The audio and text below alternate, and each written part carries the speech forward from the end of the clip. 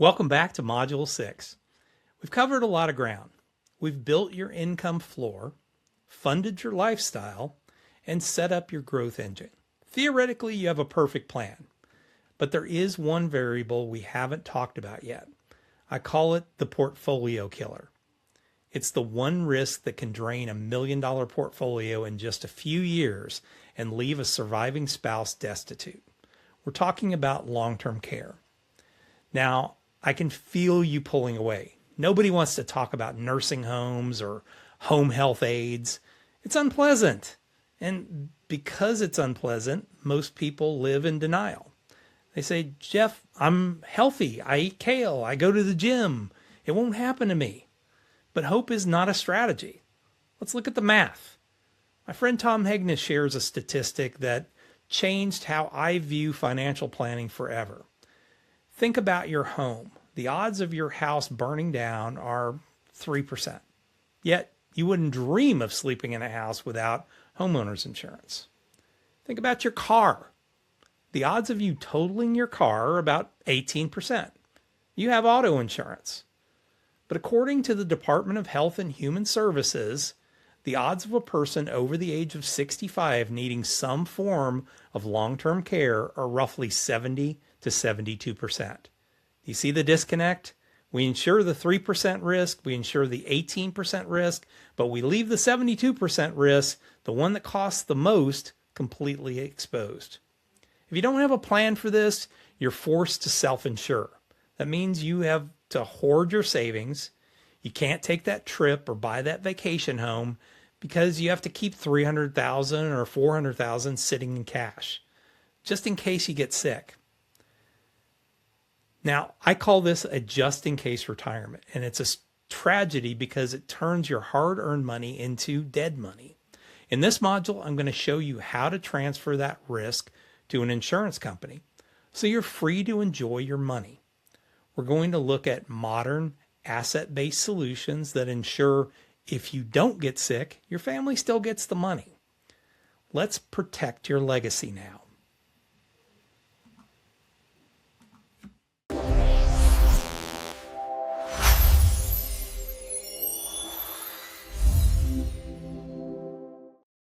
Welcome to Module 6. We built your income floor, funded your lifestyle, and set up your growth engine. But there's one wild card left that can unravel everything. We're talking about health and long-term care. In my book, I call this the portfolio killer because unlike the stock market crash, which can recover, a long-term care event drains your wealth permanently. Most people ignore this because it's unpleasant to talk about or think about. But a Sure Horizon plan isn't about hoping for the best, it's about preparing for the probable. So, where does long-term care fit into our roadmap? It wraps around everything. If you don't have a plan for a $5,000 or $10,000 monthly care bill, where does that money come from? It drains your growth pool first, then your discretionary pool. It turns your spouse's lifestyle into a tragedy. Our goal today is to build a shield around your money so that if your health fails, your portfolio doesn't. So let's look at the math. The odds of your house burning down are about 3%, yet you wouldn't dream of going without homeowners insurance. The odds of totaling your car are about 18%, yet you have auto insurance. But the odds of a person over 65 needing some form of long-term care during the rest of their life are 72%. Yet this is one of the risks that most people have completely uninsured.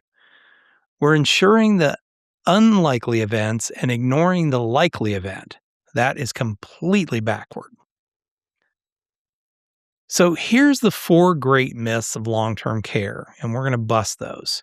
The number one myth, and this is the one I hear most from most clients, because 1, they don't like insurance, and 2, they don't think that it's going to happen to them. Well, I can just pay for this out of pocket, the self-insurance trap. Well, you can, but at what cost? Care can run $100,000 per year. It locks up a massive amount of capital in creating a just-in-case retirement scenario, just like we've talked about it prior. Well, Medicare will take care of it.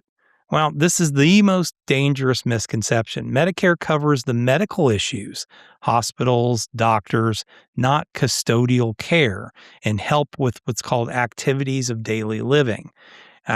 Typically, and this is everything from dressing to eating to bathing to going to the restroom. And it pays zero for long-term care, custodial care. Well, I'll just go on Medicaid. Well, Medicaid is a safety net for the impoverished, not the wealthy or even middle class. It requires spending your assets down to $2,000.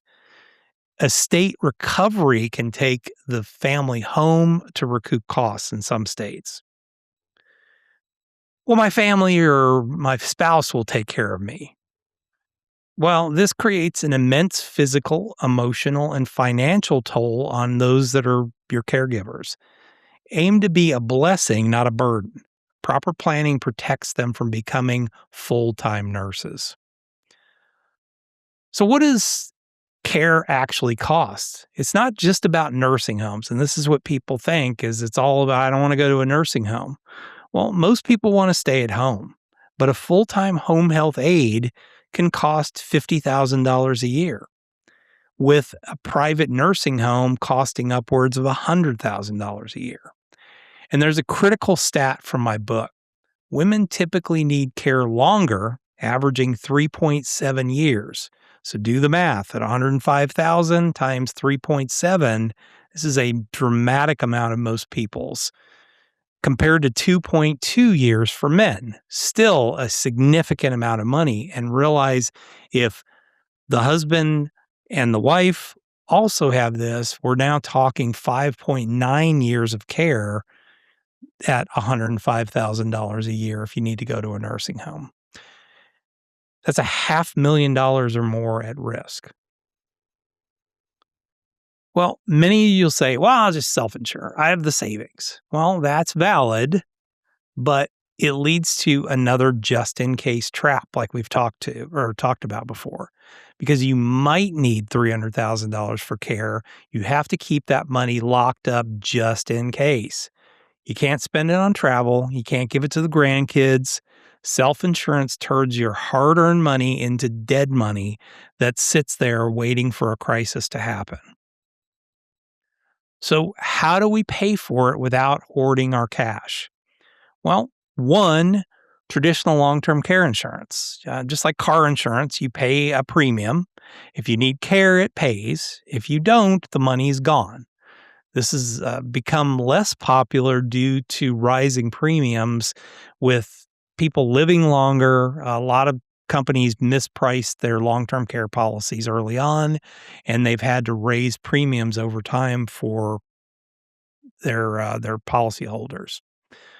The more modern solution is a hybrid or asset-based approach. This is what Jack and Jill used in chapter 22 of my book. You deposit a lump sum, let's say it's $100,000, into a life insurance policy. If you need care, this policy leverages up to $300,000 to $400,000 of benefits tax-free. If you never need the care, your heirs get the $100,000 back as a death benefit. You don't lose the money at all. Medicaid planning. For those with fewer assets, legal planning can help qualify for government aid, but you lose choice and control over whether or where you receive your care at. So we can't plan if we don't know the numbers. Your homework is to use the resources in Chapter 20 to run a cost estimate of your specific area.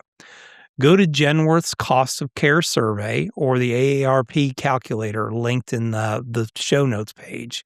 Find out what a home health aide costs in your zip code. Find out what an assisted living facility costs. Find out what a private nursing care costs. Then ask yourself, do I want to pay that bill or do I want the insurance company to pay it?